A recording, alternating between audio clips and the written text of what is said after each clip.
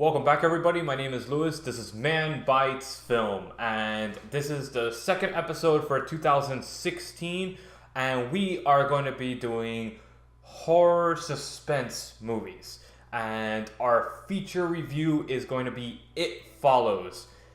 This film was so fucking good. David Robert Mitchell. This is his first film. The whole cast and crew, this is their first film. The composer was his first film. And this film, I bought it without having seen it. Because of the reviews, the overwhelmingly good reviews, and like, this is your film. This is what my friends were telling me. Every single one of them. And I found it in a great deal, and I was like, get it. I saw it a couple days ago, and this movie lived up to the hype. I fucking loved it, alright? I gave this one an 8 out of 10. The only reason it got an 8 out of 10 and not a closer to perfect score was because there were some scenes that could have been cut, just little minor nuances for me. This is super stylized horror suspense, okay? It is exactly what the title says. It's a thing that follows you, all right? And not quickly, like most horror movies. No, this thing follows you just...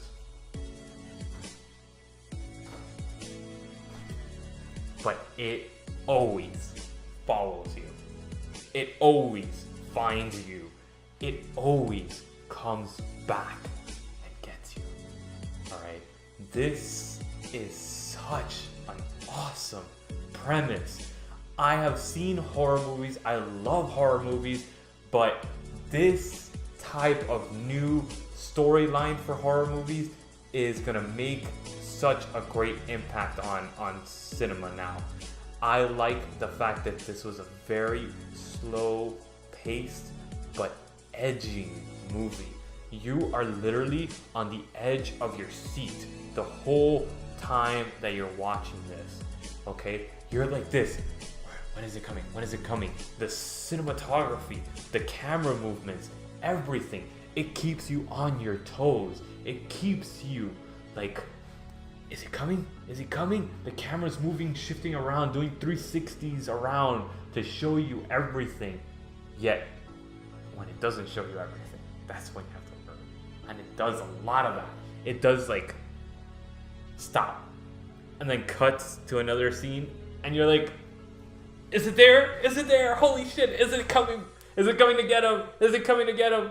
And then you're like that the whole movie. The music, oh my god, it's like a retro modern dubstep thing. I don't even know how to explain it, but this is like Depeche Mode reinvented, and if it was released now, a little bit more hipsterish. That's the type of music that they play, but it plays on the dynamics of the old horror movies from the 80s. The what do you call it? The good classics like Halloween and all these things that just, you love the music. You love the music because it builds the tension of the scene. It's not just pop scares. The whole film is paced so eloquently. It literally builds, and then it releases. Builds, then releases, and then it starts getting quicker. Build, release, build, release. Oh man, the freaking monster that's following these things changes shapes. So you can never tell who it is. The only way that you know who it is because they keep following you if you move around. So it keeps you on your toes. Could that be the guy? If you see somebody walking in the background, you're like, is that him? Is that him? No, it's not him. And they even play homage to like the silly concept. One of the characters actually is like, do you see her? Do you see her? And then they're like, yeah. And he's like, oh, okay. That is fantastic. I love it. The fact that this was their first film, that just so much props to David Robert Mitchell. The guy put together an amazing crew, all first-time actors, all first-time crew. Oh god, I can't say that enough, because the fact is, this is like David Lynchian film. David Lynch meets like what do you call it? A Donnie Darko style.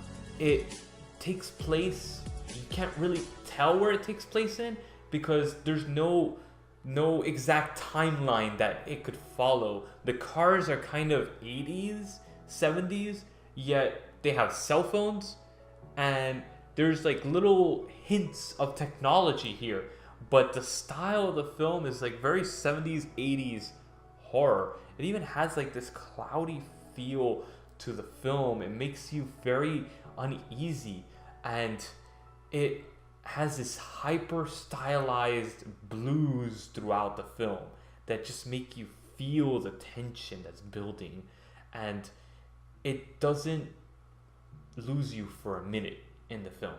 I was hooked from the beginning all the way to the end.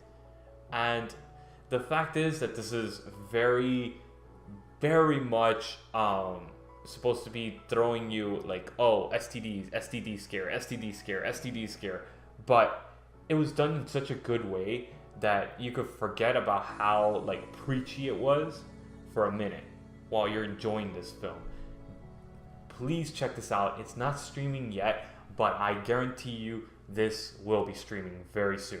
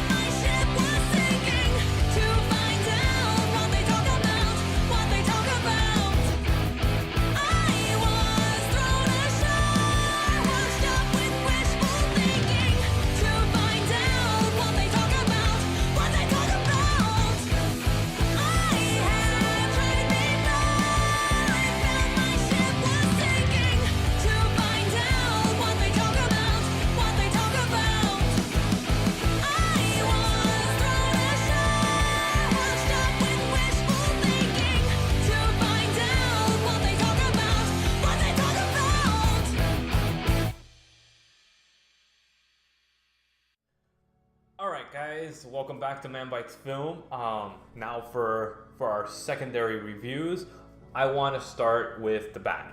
I'm always going to be starting off with the bad because we just reviewed a great film. So next one is Tusk. This is Kevin Smith's piece of shit. Alright, this is starring Haley Joel Osment. It has Johnny Depp. It has Kevin Smith and Johnny Depp's daughters in it. And I don't even know what to say about this film. I was deeply disturbed. I was deeply disturbed for multiple days after watching this film. And I'm not easily disturbed. I've seen Irreversible. I've seen pretty freaking harsh movies. I've seen Antichrist. I've seen the most shocking films. I've seen them. And they don't do anything to me. This one disturbed me in a way I haven't been disturbed in a very long time. The CG, the costumes, the acting was shit. Horrible. It could have been a great story if another director did it, and it just didn't make any sense to me. This thing is streaming on Amazon, and I feel like I'm wasting my time watching this. I really regret wasting 2 hours of my time watching this. That's how bad it is. Alright? So on that note, let's go on to the next one. This film was fucking amazing. I loved it. This one gets a 8 out of 10. Oh, I didn't mention. Tusk gets 2 out of 10 on my scale. The Double. This is an 8 out of 10. Solid 8 out of 10. It's called. It's directed by Richard Ayoade, and it stars Jesse Eisenberg, which is a fantastic upcoming actor. He's been doing great films. I mean, I really enjoy what this guy is doing. Everything that he's been playing in, he's been getting on major directors' radars. Fucking loved it. David Finch worked with him already. He is a phenomenal actor. All right, this is sort of like an alter reality suspense thriller about Jesse Eisenberg's character, that he works in a government job. It really doesn't tell you what he does for the government. They just tell you that he works for the government at some point. That's the only evidence that I had that he works for what his job is. He meets this girl, and he's kind of very like just laid back, and he doesn't, you know, he's Jesse Eisenberg's character always, right? And there's basically like a twin of his, a doppelganger of his, and he's like this live, like quick-witted, like hell yeah, gets everybody on board, and he suddenly becomes a nobody, and nobody remembers him, but his doppelganger, everybody remembers him, and the story unfolds with all these fantastic characters. I mean, this is sort of like a film noir-ish, super stylized, alter reality film, because I can't base this on any timeline whatsoever. It's awesome looking. It looks like something like Dark City mashup with like a David Lynch feel. And I'm mentioning a lot of David Lynch. That's what's pretty much binding this together. It Follows is very stylized to David Lynch. The Tusk has the effects of the cheesy David Lynch movies, and The Double, it's stylized like a Mulholland Drive type of David Lynchian film. You don't understand everything that's going on, but you just love the story, and you follow the story. This is streaming on Netflix. Please check this out. This is actually based on a Russian novel, and you could tell it's very like Russian style. So it has kind of a weird rough edge to it, very mechanical, but it's such a good movie. And this was one of those diamonds that I stumbled across, and I was like, all right, it's Jesse Eisenberg. Let's check it out, see how it is. And I fell in love. It was so good. So good. All right. So that's pretty much all I gotta say about those three movies. We're gonna actually be reviewing Buffalo 66. So we'll see you guys next week, and can't wait to see you guys.